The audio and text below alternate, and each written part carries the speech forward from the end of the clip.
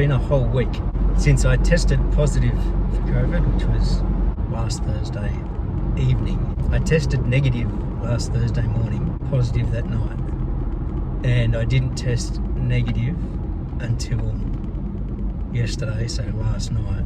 I tested again this morning just to be sure. If it came back up positive, I was going nowhere. But it was such a clean negative test. Like sometimes you get those ones where there's this slight little shade in the positive sign, and I remember when first lockdown happened and everybody was catching it, one of my staff had sent a photo, myself and the two IC at the time, saying, I'm feeling okay, but this was my test this morning. Do you think I could come in? At that stage it was like the rules were strict. Until you absolutely test negative, you do not go near work. Now it's like, well, I think one of the last things I heard was, as long as you're not symptomatic, so you're not coughing and sneezing and spluttering and full of aches and pains and that sort of stuff, and you wear a mask, even if you're positive, you could go to work. I suppose that's fair enough, especially if you're not in a service-related industry. But I think when you come into contact with so many people, I would think you'd be concerned about others as well as yourself, so you'd want to make sure, like I have. And as it turns out, today is our school's multicultural day celebrations. So there's no classes today. It was like, come dressed up in cultural gear, and the best I could do is a little shamrock tie, a little island cap. If you know Andy Cap the cartoon, it's one of those little caps. I used to have one that belonged to my pop. I don't know what happened to that. This one was bought for me by a kitchen assistant, because she's Irish, and on one of her trips to Ireland she came back and gave me that hat. My surname's Irish. Not my highest percentage on my ancestry DNA results. Any of you ever tried that, the ancestry DNA? I mean, I did it to try and help. There was a request from family. We want to try and do as much as we can, get as many as we can, to see if we can find some links to family, like ancestors, because we didn't know much about Nan's parents. We knew about her mum, but nothing about her biological dad. All of as many of the aunts and uncles as we could. I think we actually got all of them. Unfortunately, it wasn't many, because so many have passed. But of the 3 or 4 that were remaining, one of which is Dad.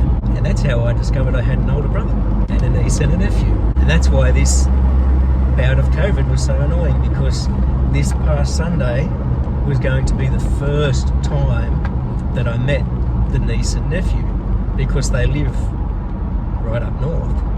Now, I've met my brother a few times when he's come down to Sydney for something or other, and they were coming down this weekend, last weekend. The kids were going to come down with him, and there was going to be a hope that we could meet up, and we made plans to meet up in Parramatta, and then I got COVID. Now, I know I've said this before, but it's annoying, and it's my own fault. But anyway, so yeah, back to work. There's no classes today. And some people might say, well, why are you going back to work if you don't have any classes? Because I don't have any classes. It can be a nice way to slide back into work and not lose any more sick days. When I first started teaching back in the 1990s, teachers would get 22 days of sick days at full pay, and 22 sick days at half pay per year. And if you didn't use them, they rolled over into the next year, and you could accumulate sick leave. And I didn't have a single day off my first year. So my second year, I had 44 days at full pay and 44 days at half pay. It was kind of a thing that teachers are really susceptible to getting sick, because you're around so many people And so many kids, especially primary school teachers, who are dealing with little snotty kids all the time, kindergarten teachers. And the thing is, if you push yourself to go to work as a teacher when you're sick, just get run into the ground.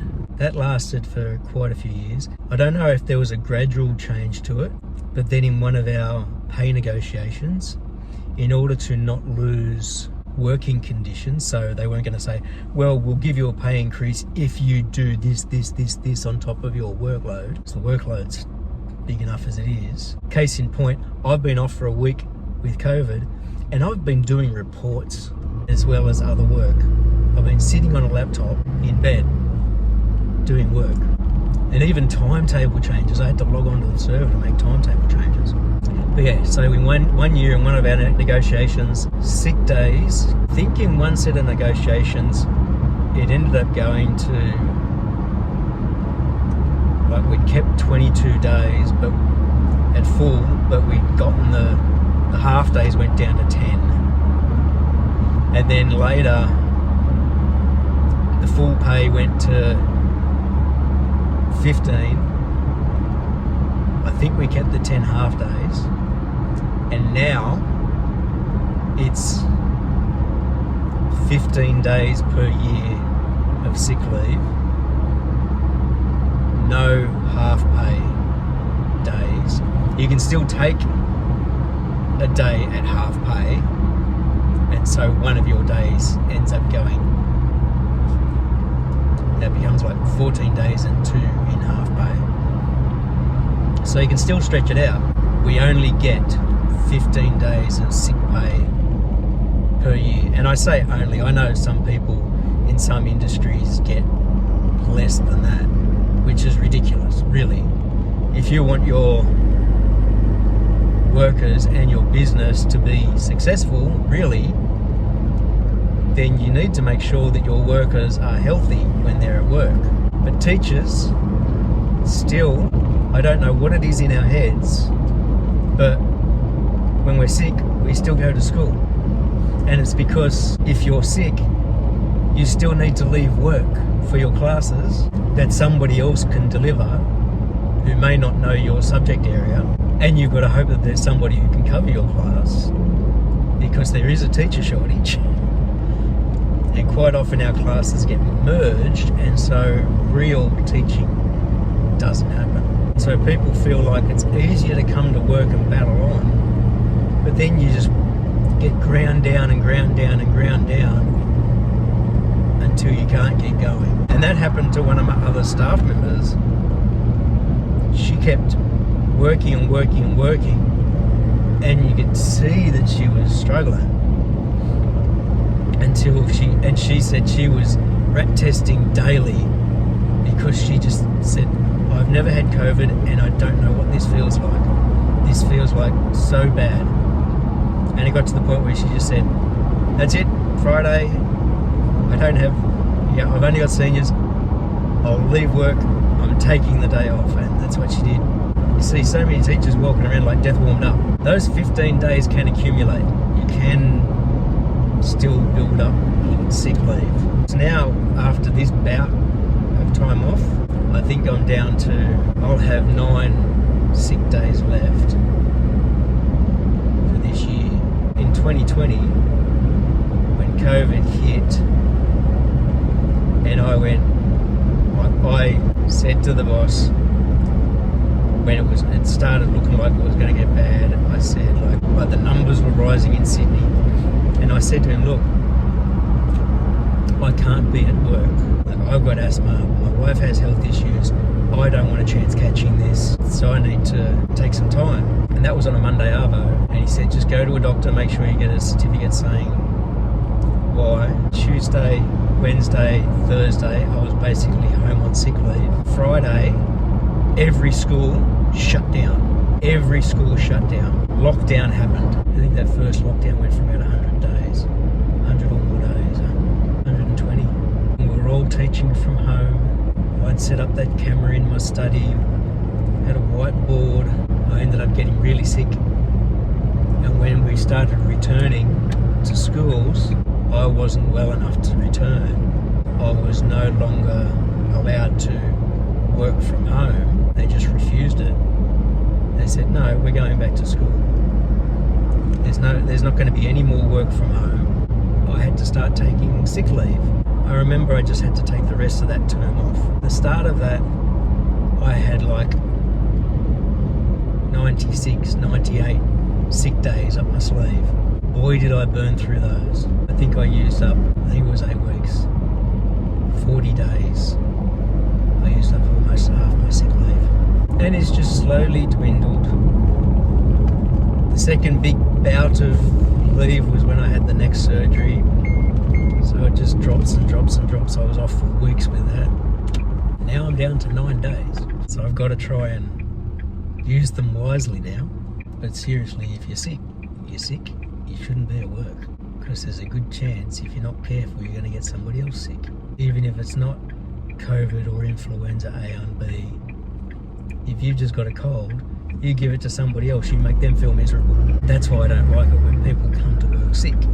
Because they just spread it around. And it's so hard to avoid it. And that's how I obviously got COVID. Multiple people at school that have had COVID that knew it, and there's also been lots of people that have probably just been sick, could have had COVID, who knows. I didn't want to talk this much about this, and I know that I went a bit off track a little bit, didn't I? Old man syndrome. Another step closer. These braces across. The legs have a hole right here. This is the pivot hole. It gets put into, where is it? This one. So I put the bolt through that loosely so they can stand that up. The legs swing under, then we put the rest of the bolts in. That's the theory. And then the other legs go on the other side.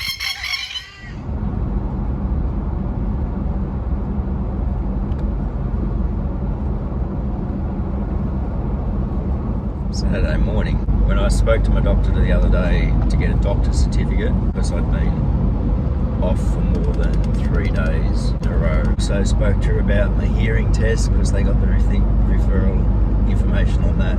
I really do need to follow up with that. My wife keeps telling me, just go and get that hearing aid. You need it.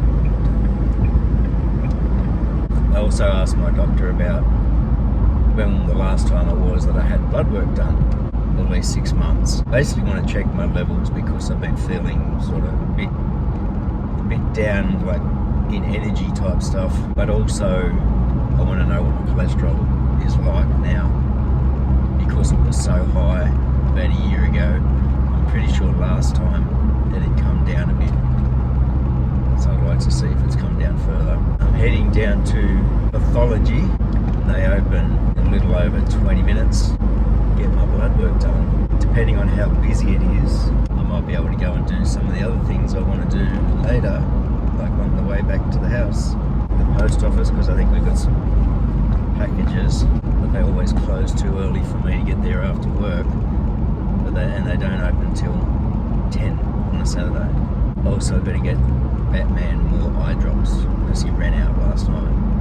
We've got repeat scripts, so I'll get those for the little boy. Not feeling quite awake because the cholesterol blood work is fasting. So I've been up since 5:30 when I fed Batman, and I haven't eaten, and I haven't had a coffee. All I've had is some water. So I'll be looking forward to having a coffee afterwards and some breakfast. So years ago, I built this built-in wardrobe. It's basically 7 foot high, and I think it was 1300 wide to here. We had a little concertina door on the front, and it's kind of served its purpose. And now I've just been trying to dismantle it as carefully as possible removing it because my wife wants to bring up a solid timber armoire up here, and then these will go directly next to it. These are some melamine shelves that are just behind the doorway here. These will go here. The armoire will go there. I'll end up building some other shelves to sit on, like a hutch to sit on top of this for things. When I built this, you can see I built a frame, and then I just lined it with plasterboard and caulked all the corners and everything like that. Did my proper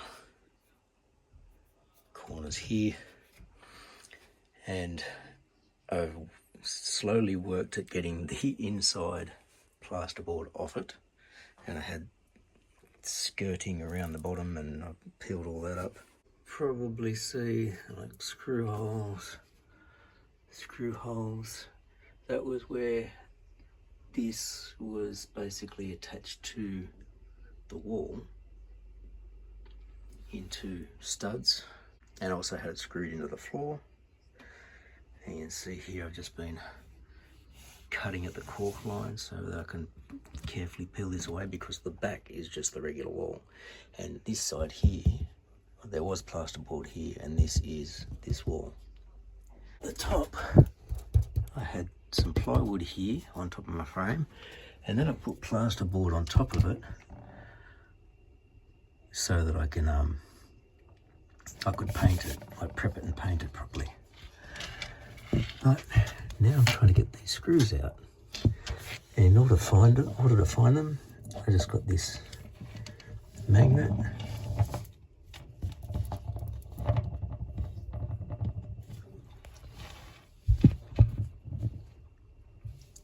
It makes it kind of stop like that. Where is it? Just there.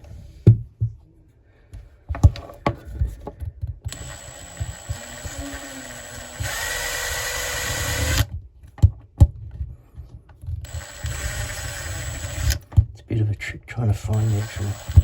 There it is.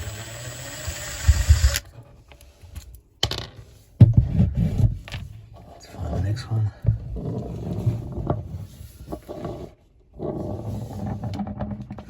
There we go.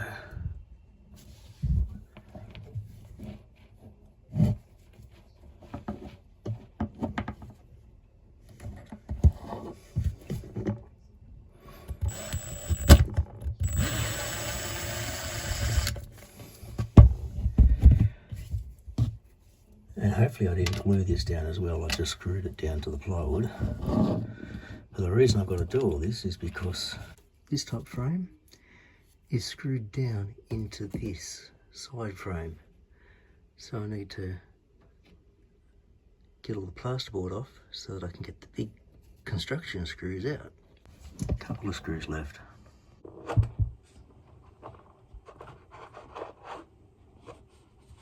Oh, I hope that's a screw and not. This could be the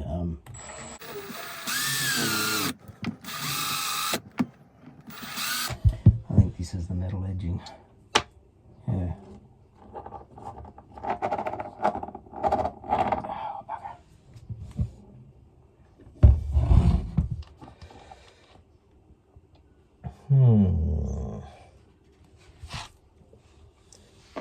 Because I've got this metal edging here as well.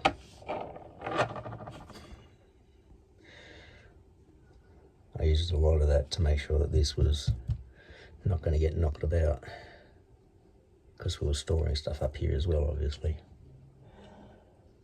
So,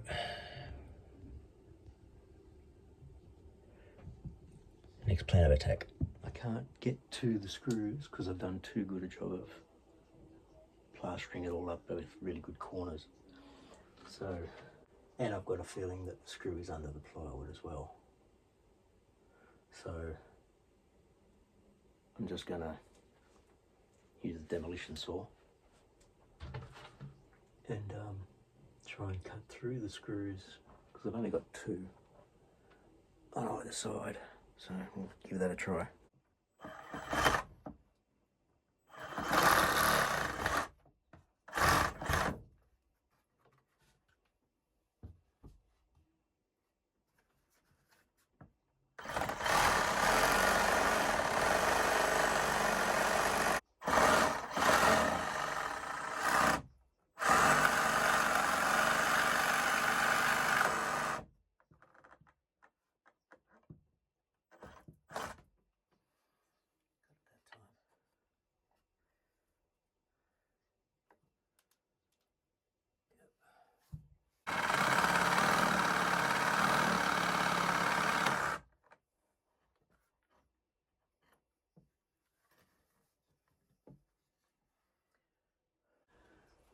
So I'm glad the strapping is nailed to the front because that's holding the thing together while I do this one.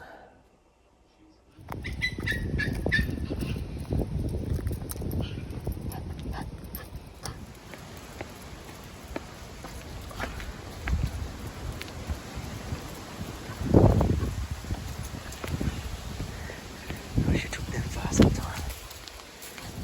Good boy.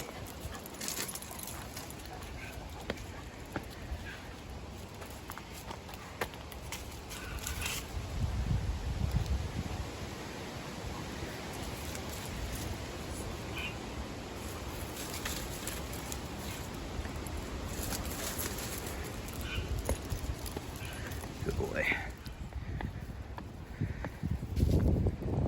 Sunday today, it's a long weekend, so I've got a day off tomorrow as well. It was sunny yesterday when I was doing all of that stuff with the wardrobe.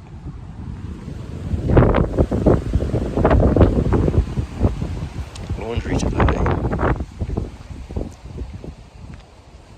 He was looking at me earlier today on the straw. It was like, it's sunny, let's go, let's go.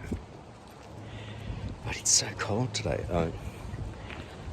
relatively speaking. It feels icy when you walk outside.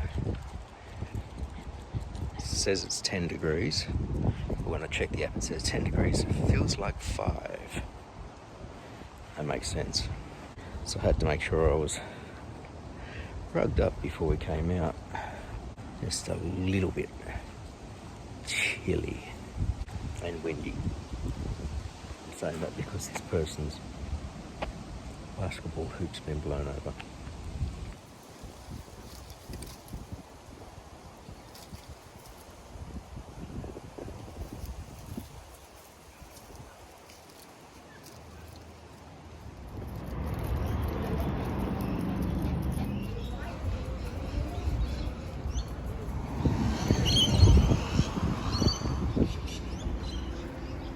Had to come down to Liverpool for an appointment. So, getting him out for a walk in somewhere new. You saw the sign for Liverpool girls. Right next to me is Liverpool boys. So 2 different high schools right next to each other. The last time I remember coming here was for a head teacher job about 23 years ago. I think it was at the girls' school. The school just got let out, well the boys' school did. So there are a lot of I go across the road. This area is one of the worst areas to try and find parking, because there was no real parking where the appointment was. So it was for my wife, I just dropped her off. And I think I say around the block. It was probably about 4 blocks because of one-way streets to come back to where it was originally. He found his carrot from before. I did that loop twice and then did a different loop around to try and find a different possibly place to park. Then I ended up coming back past where the appointment was and then just started driving. It felt like a lot further than it is. Turns out to be 700 metres where I've actually found parking. And it's just parking on the side of the road, on the streets. And somebody just drove past me then and stopped, thinking that I might be leaving straight away. Of course, they want parking as well. But I haven't been, like I said, I haven't been down in this area for a long time. Had no idea that when we started walking that I would end up walking past Liverpool Boys and Liverpool Girls High School. School got out, and as I was walking past, I heard a lot of kids commenting on Batman's little outfit. They thought it was cool. We walked past a spot where there was a lot of the boys which looked like they were either waiting for lifts or waiting for a bus, because there was a staff member there as well, keeping them away from the side of the road. And while walking along there was a few kids that said, "Batman." And then they thought it was cool because he looked straight at them. It was like, oh, someone said my name. That man, oh, someone said my name. And we walked past. He was so good walking past all those kids. So good on his walk. Just a little over 1.4 kilometres in total. I'll just sort of wait for a phone call from my wife to say that she's finished. I can go and pick her up because I now know a direct route to get back there. Like, I had no idea where it was. I just was driving around and turning up streets, and then I went, there's a spot in between a car and a truck. 23 years.